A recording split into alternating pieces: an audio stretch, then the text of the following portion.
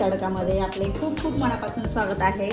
आज आपण बनवतोय कोथिंबीर वडी। खूप अशी सोप्या पद्धतीने आपण कोथिंबीर वडी बनवणार आहोत। कोथिंबीर घेतली, अगदी एक पूर्ण जुडी मी कोथिंबीर छान अशी स्वच्छ करून साफ करून घेतली आणि चाळणीत मी धुवून ठेवलेली होती। पाणी नितरून गेलेलं आहे, पाणी पूर्ण निघालेलं आहे आणि छान अशी कोरडी झालेली आहे।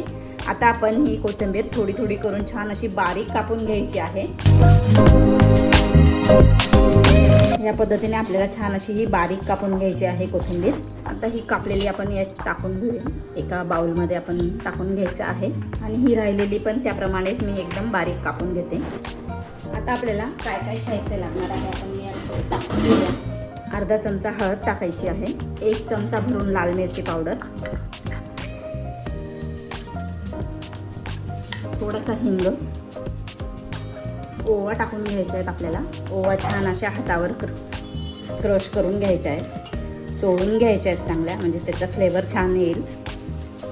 आता आपल्याला टाकून घ्यायचं आहे तीळ मी जवळजवळ 1 चमचा टाकून घेते, थोडी राहू देते ही आपल्याला वरून छान अशी गार्निशिंगला। आणि आपल्याला टाकून घ्यायचं आहे चवीनुसार मीठ। हे मिक्स करून घेऊया आपण छान। मिक्स करून झालेलं आहे। आता आपल्याला एक वाटण बनवायचं आहे। वाटणासाठी मी घेतलंय जवळजवळ 3 मिरच्या घेतल्यात, हिरव्या मिरच्या, हे अर्धा इंच अद्रकचा तुकडा आणि 7 ते 8 लसणाच्या पाकळ्या आणि अर्धा चमचा जिरं। हे आपल्याला छान असं वाटून घ्यायचं आहे। मिक्सरमध्ये मी छान असं वाटून घेतलेलं आहे वाटण, हे आपण टाकून घेऊया। लसूण, अद्रक आणि मिरची आणि जिरं मी हे वाटून आपण हे टाकून घेतलेलं आहे। आता आपल्याला पोहे घ्यायचे, 1 वाटीभर मी पोहे घेतलेलं आहे।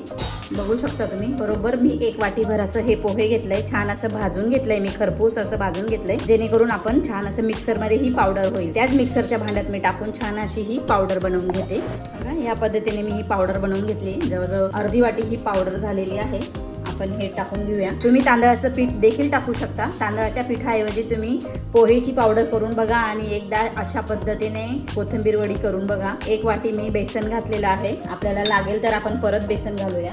मिक्स करून घेऊया आपण छान असं। पिठाचं प्रमाण आपल्याला अगदी कमी घालायचं आहे आणि कोथिंबीरीचं प्रमाण आपल्याला जास्त ठेवायचं आहे। थोडंसं आणखीन घालूया, हे बघा अर्धी वाटीला पण मी कमी घातलेलं आहे।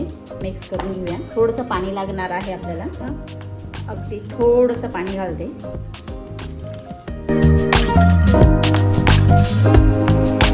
कडक हाताने आपल्याला छान असं हे मळून घ्यायचं आहे। थोडीशी आणखीन आपण थोडं बेसन पीठ आणखीन घालूया।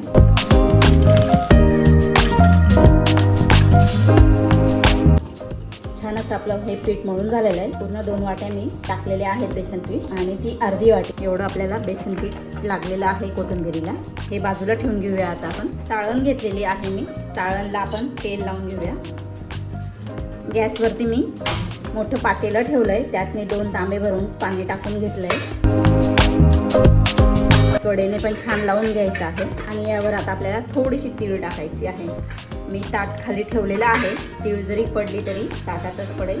हे बघा, या पद्धतीने मी हे टाकून घेतलेली आहे तीळ। आता हा गोळा आपल्याला यात थापायचा आहे छान असं।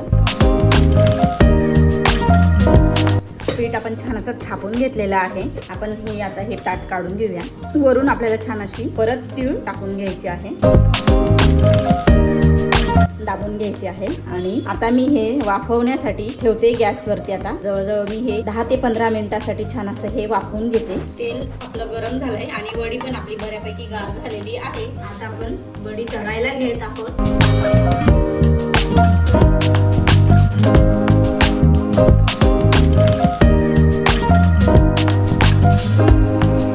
खरपूस अशी तळून झालेली आहे वडी, तुम्ही बघू शकता। काढून घेऊया आपण।